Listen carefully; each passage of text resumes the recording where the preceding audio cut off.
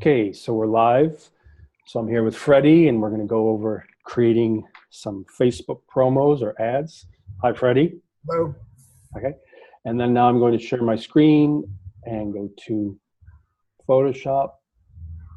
So let me know when it goes to Photoshop. Can you see that, Freddie? Yes. Okay, great. Okay, so let me turn this off. Get myself dark here.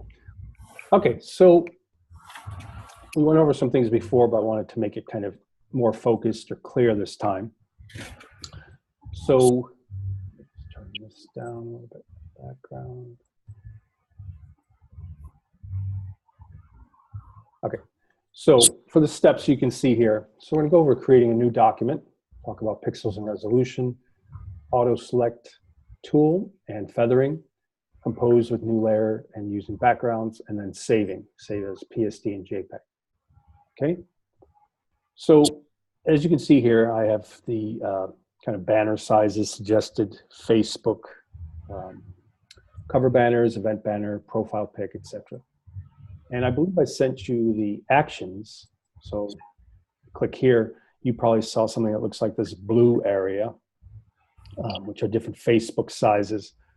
Whereas if you load that according to my instructions, and then you go to up here in the actions panel that you get in Photoshop, you would then make sure it's in button mode. They would look like this, and you'd be able to just literally click on an action, and then you can title it at the top, and then it already has the preset sizes, and you just hit OK, and then there would be like that for you. But if you didn't load those actions or not, I still wanted to go through just creating a new document. Can that action be loaded on that brown sofa after you've uploaded that brown sofa? Well, the action is to start off with like a template size. So these are just kind of preset sizes, and then you would then drag the sofa onto that size. So it's just a kind of a base, just kind of a dock to have. So as an example, let's say we do one that's 1200 by 400. If we're not using an action, I'll show you how that's done kind of manually. Okay, so up in Photoshop, you go to File. That's where you see New, Open, Browse, Open Recent. So you would go to New right at the top. And then automatically it goes to kind of recent sizes, which you could use as kind of like presets. So I just used an action, and the action opened up 1200 by 1200. So that's like the first one that it remembered. But the one thing that's easy to know is you just go to the right. So you go to the right, and then you could just call it like Facebook promo as an example. And you might obviously be specific to what you're focusing on. You know, if there's a specific name for what kind of sofa you're working on, then you can give it that name. But you can call it whatever you want. And I'll just call it Facebook promo. So I'm going to make the width 1200 pixels because that's kind of like the best quality image width for Facebook. But for height, I'll just make it something like 450. Doesn't need to be as tall. And then the resolution, when you're doing an image for the web or for Facebook, it should be 72 or 100. You can make it 150. Some people say that resolution is not important, doesn't matter. You just need to focus on the pixel dimensions. But I tend to keep it at 100 or 72 for the web, and you think of it as 300 pixels per inch when you do something for print. So when it comes to something that's on the web, it really, you know, like I said, it's dimension specific, like the width is 1200 pixels. But if you're doing something for print, you obviously never want it to have a resolution of only 100. Does that make sense? Yes, and you're working in Photoshop CC. Is this new document box similar to Photoshop CS6? Good question. So yes, CS6 does not have the same look, will not have the same kind of template size. So that's kind of the bad thing of CC and CS6, they don't carry over. But you will see, just if you disregard the kind of templates on the left, you will see what's on the right. So you will have that most important information. Okay. So that's all you really need, is you can put in any dimensions you want. So just remember though that when you start, you're putting in say 1200 pixels. So you look at that kind of down arrow. If you click that, you could change it to inches, and you just want to make sure that you're putting in 1200 pixels, not 1200 inches, or otherwise you'd have a huge promo, and it would be kind of a mess when you try to put it on Facebook. Okay. Might be resize. They might try to resize it for you, and it might look a little, bit mapped or lacking quality. Mm-hmm. So here we are as an example. So 1200 pixels by 450, 100 resolution, and it's set to RGB color. And at the bottom, you can see the color profile is sRGB. And that's the one that I always suggest for the web, for Facebook. And the background can be any color you want. So it could be white, black, or any other specified background color, but I'll just keep it black for now. And then we're probably going to place another background image anyways. So once you hit create, it pops up. And then what I tend to do is I like to do a command or control plus on a PC to kind of make it larger. And so to make this very kind of focused and easy for you, let's kind of do what you might do on a daily basis. So you would tend to have a background image. So here's your background image. And there's two ways you can get that into this template. So the first one is if you go over to your layers panel, which you see on the right, you just kind of click on that thumbnail. And if you hold shift and drag while using the top tool, cursor tool, it'll place it right in the image. You can also just, with the top tool, the cursor tool, go to your image, click on the middle, hold shift, and then drag it down, and it places it into that new document. Make sense? Yes. Okay. So if the image like this is smaller than the template that you're bringing it into, what you can do is go over to the layers panel, and then with that layer selected, you right click, which gives you a contextual menu of options, and you choose convert to smart object. Once it's converted to smart object, you'll be able to resize it, and it'll keep a lot of the original information and won't distort as much. So for the sake of focusing, I'm going to hit the letter F on my keyboard to go to this view, so you don't see all the other open documents. Okay? So if you look in the layers panel, you can see that there's a little icon in the bottom right showing you that's now a smart object. So all I do is I do Control T to transform. And you'll see the little bounding box, these little kind of tabs. And then what you need to do is hold down Option and Shift. And then this, as you move your cursor to the corner, you see the double arrow icon come up. Again, they can click, and as you click and drag from that corner, because you're holding Option and Shift, it's constraining proportionally. Now, with this image, because it doesn't fit perfectly, I'm going to just use some freedom to distort it a little bit. Normally, I wouldn't want to distort it, but in this case, I don't mind. It's a background that can kind of take it without looking too strange. So what I would do is I hold down the Alt key, or Option on a Mac, and then I click the corner point. By holding Alt key, it resizes both sides and kind of distorts it, stretches it out horizontally. Then I might go back to the Option Shift key or Alt Shift key, click on a corner, and then resize it accordingly. And then I hit Enter Return to commit that change. Okay? Okay. So there we have the background.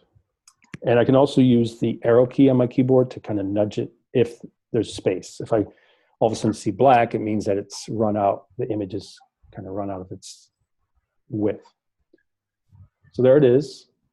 And then knowing that that's going to be the background, I might even do a right click and just say flatten image. So now it's called background.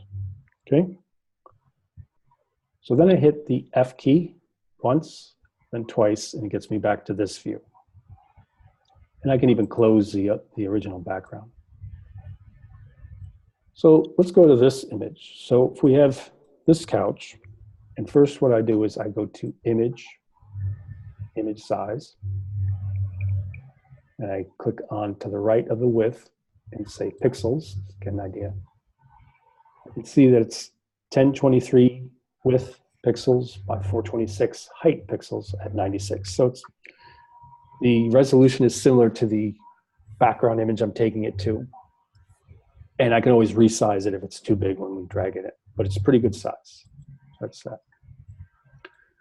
So instead of just dragging in, what I'm doing is just focus on this image first of kind of extracting it from the background. So hit F once and do a Control plus to zoom in a little bit. And over my toolbar, I go down to the 1, 2, 3, 4, fifth tool down. You'll see if I click that little corner triangle, there's two options. There's quick selection tool and magic wand tool. So with quick selection tool, that's when you want to like select a shape. I could go in and as I click and drag, and I don't go over the edge too much. See, because once I do, there's a little bump there. Let me zoom in a little bit. So that's showing you that I've overextended. So I do Control Z to undo. So what I do is I kind of get close to the edge, but not too close. And you want to use a brush that's, mine's only at 16, so kind of a small brush. And then I just kind of suggest my way around it. And then I see where the marching ants are, the selection is. And then I just kind of add to it some more. And now I'm perfectly selected, right? Yes. Now, when you have an image that has a nice white background, and I would suggest that when you take a photograph of your sofa couches or other furniture, you do have like a solid color background, preferably white. It'll make it a lot easier. Another way, I will now go up to select and deselect. Another way is if I were to click on that little corner point of this tool, there's also the magic wand tool. So just to show you how that works, if you do have a solid background color like this is, all you do is you look up first at your options bar and just make sure that your sample size is 5 by 5 or 3 by 3 is a good kind of precise setting. The higher it goes, the kind of stronger it is. So you want it to be kind of precise. So 5 by 5 is good. And then tolerance is 15. So by having a smaller tolerance, it's more focused on, say, white or a few colors. So the higher tolerance, it might kind of go into other variations of that color. Does that make sense? Okay. Okay, so you'll see. So you just kind of keep the tolerance low. So just by clicking, you'll see that automatically it's already select the whole background. If I hit Q for quick mask, it shows me whatever is in pink, that's the selection. So when it comes to solid areas of color, using the magic wand tool will be much more helpful. Whereas quick selection is when you want to choose like an object and it might have similar colors in the background. Does that make sense? Yes. Okay, great. Okay, so now that we have that selected, we can either, well, it's already a layer. See, so if I turn that off, you see transparency.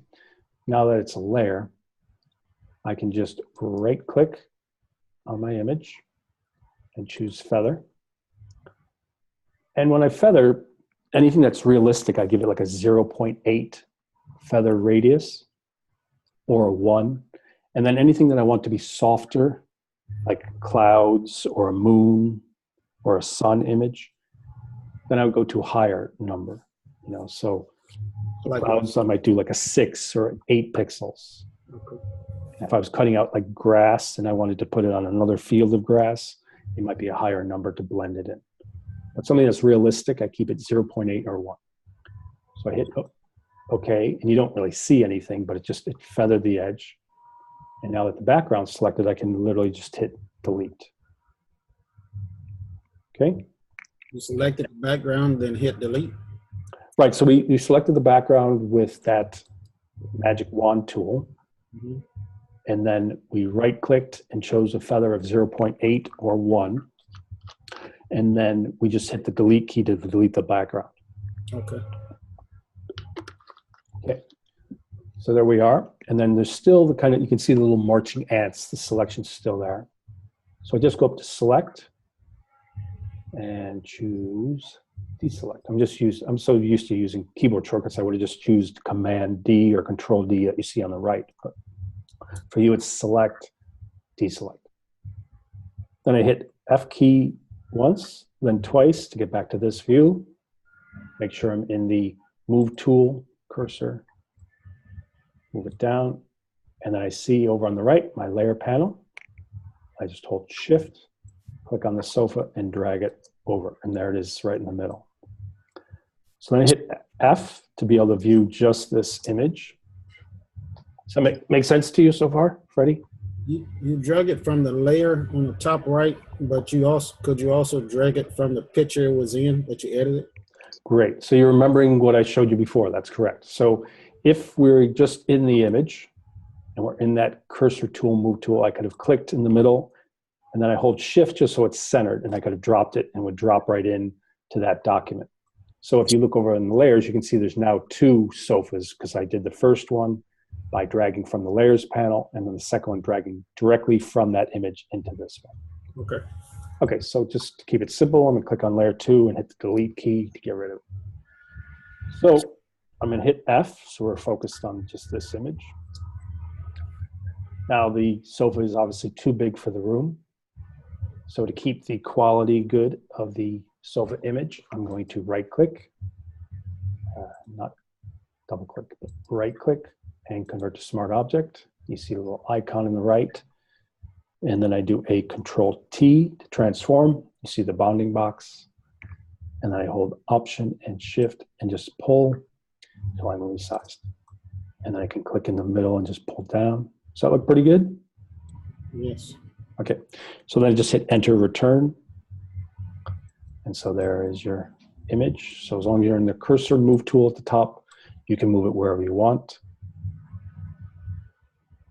And I don't think you're going to necessarily need to do this, but just so you know, whenever you have a layer that's cut out like this, and you're in that cursor move tool, if you hold the Alt key or Option on a Mac, you can just, the cursor changes to the double arrow.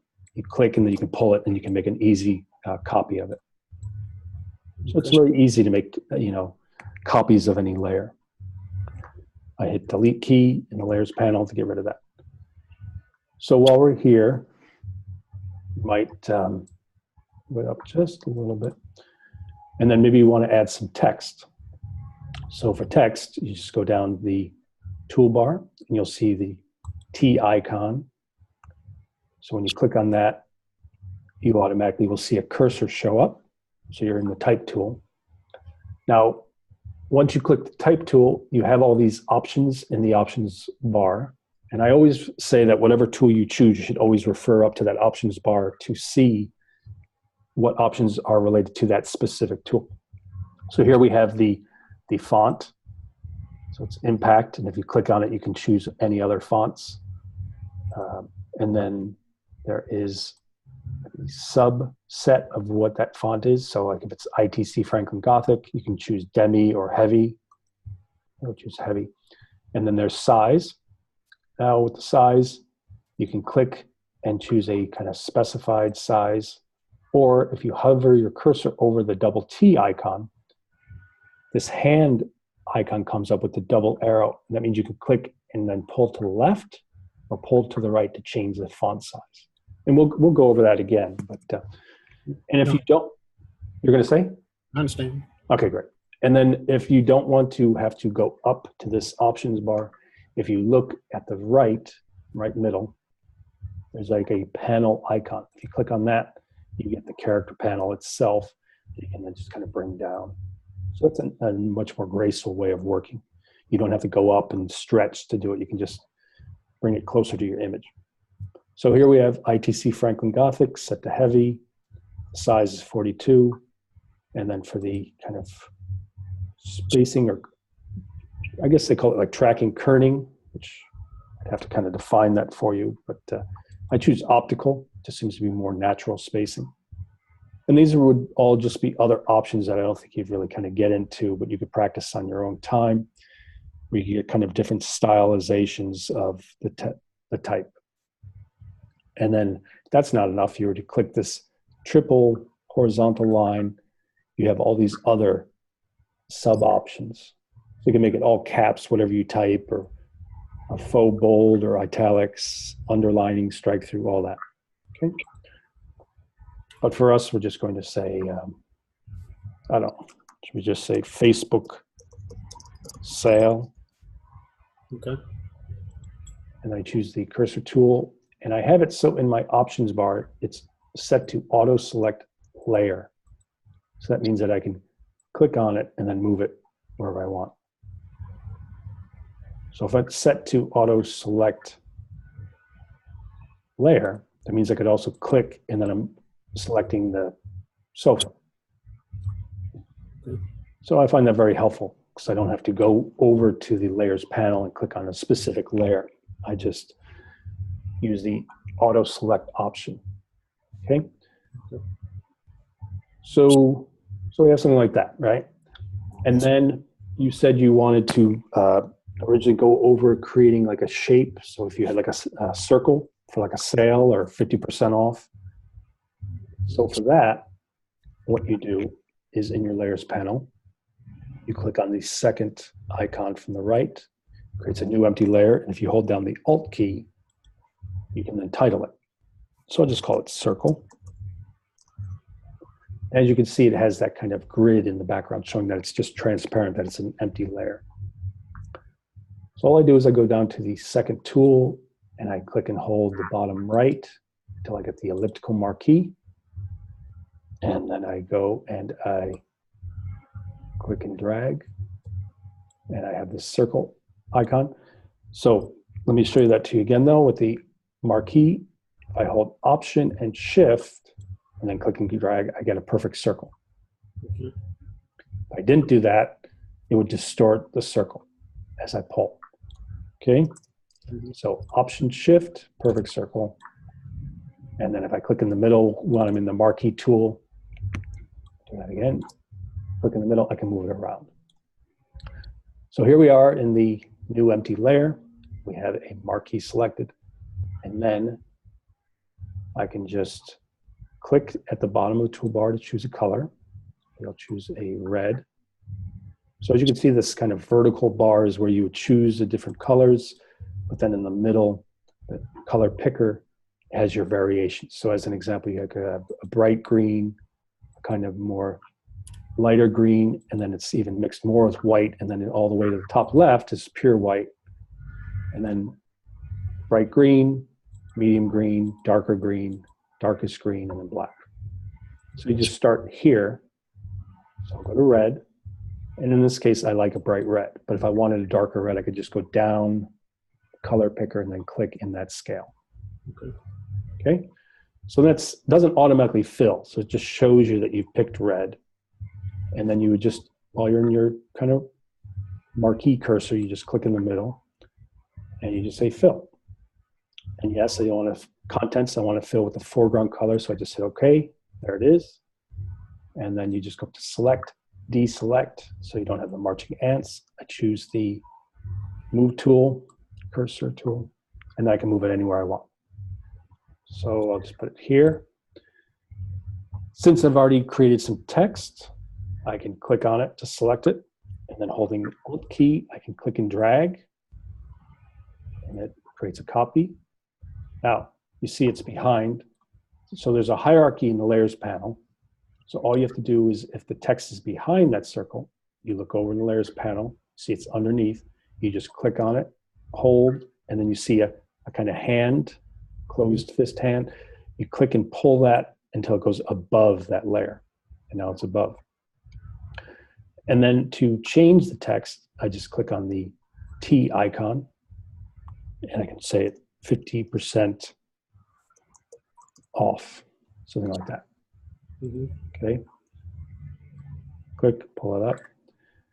Now, if I felt that the space was a little too much between the two, I just double click the T, And then while holding Alt, I just press my up arrow once, and then it kind of does this dramatic thing, but then I just press the down arrow to nudge it.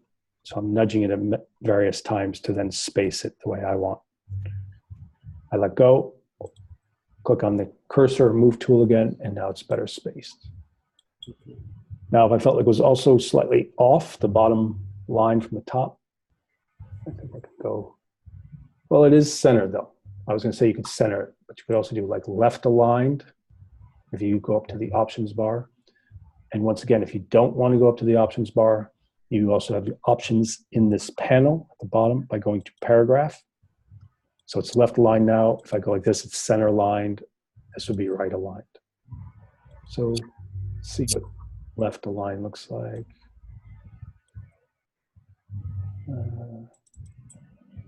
Probably left or center is probably centered. Okay. And then I just use the arrow keys on my keyboard to nudge it. Okay. Okay. So say I decide that I change my mind, I want the text color to be different. All I do is double click the text or T icon in the layer panel. It highlights it. I can go back to the character panel and see where it says color. I can just click and I can choose, like, say, make it white or something. And when I click the move cursor, it gets out of that, I can see it again. Click on it and nudge it with the arrow key if I need to. Okay? So then if you wanted to move the circle and the text, we just make sure the top layer is selected, 50% off. Holding the shift key, you click on the circle layer. And then when you click, they move together. So I can put it over here. And just so you know, you might not necessarily want to do this, but just so you know, if you have them both selected and you hold down the Alt or Option on a Mac, it changes to that double arrow, the black and white arrow. So when I click and drag, it'll make a copy with both of them. Nice, right? Okay. So I'll just move that back over. Okay. Any other questions while we're here? No, that's it. Yeah, it's pretty clear, right? Yes, sir. So then the next final steps are, when you create a promo like this, and I'll just go back up to image size. It's 1200 by 450 at 100 resolution, right? And say you might want to use that again and again. All I do is I go up to File, Save As, and then I go to, say, Desktop, say the Freddy folder, and then just call it Facebook promo.psd, so its format is Photoshop. So this is the one thing to be very clear about. When the format is Photoshop, you have the option of having layers, and that way you could use this as a template, and then you could get rid of, like, say, the sofa and put a new sofa in, and you could keep the text and then just click on it and change it to whatever you want. So that, just remember, that's format, Photoshop. So the back end, or the title, would be .psd at the end. You put it in your own folder, and then you hit save.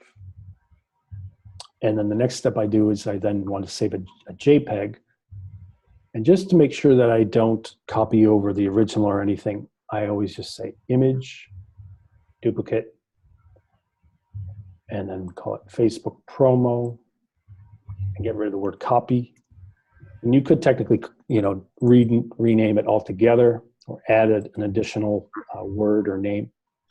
And then you just click on duplicate merged layers only. So that's kind of a convoluted way of just saying flatten the image. Okay. So I went to image, duplicate image, rename it if you want, choose duplicate merged layers only, hit OK. And now you can see in the layers panel, it says background, so it's flattened. And then this is flattened. You can't move anything. It's all one flattened image. Now, if this looked like this in the layers panel, where it says layer 0, it won't really matter when you go to save it as a JPEG, but you could just control click, right click, and say flatten image, and that says background. And then it's the same process. You go to File, Save As, and then it's going into the Freddy folder. But instead of Format Photoshop, you want JPEG. So never choose JPEG 2000 or JPEG Stereo, which I have no idea what that even is, but just JPEG. And then when you hit Save, the next thing that comes up is this Options panel. And the name of the game for the web and for Facebook is you want the best quality for the lowest size. So nowadays they say that something that's 200K or lower is good because then it'll load faster on your page. So 12 is the highest quality, but I might be able to move this slider back and make it say 11 quality, and it says it's only 171K, right?